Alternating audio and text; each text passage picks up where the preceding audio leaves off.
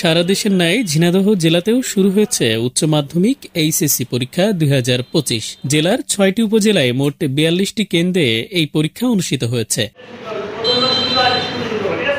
আজ সোমবার সকাল ১০টা থেকে প্রথম দিনের পরীক্ষা শান্তিপূর্ণ পরিবেশে শুরু হয়।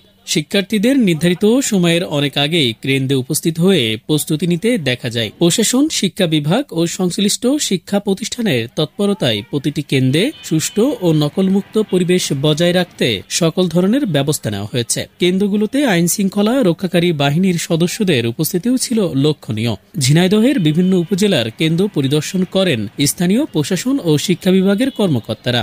ঝিনাইদহ জেলা শিক্ষা অফিস সূত্রে জানা যায়, চলতি বছর এইচএসসি পরীক্ষায় জেলায় বিভিন্ন কলেজ থেকে কয়েক হাজার শিক্ষার্থী অংশগ্রহণ করেছে। তবে সর্বশেষ খবর পাওয়া পর্যন্ত পরীক্ষার প্রথম দিন এখন পর্যন্ত কোনো ধরনের অপ্রীতিকর ঘটনা পাওয়া যায়নি।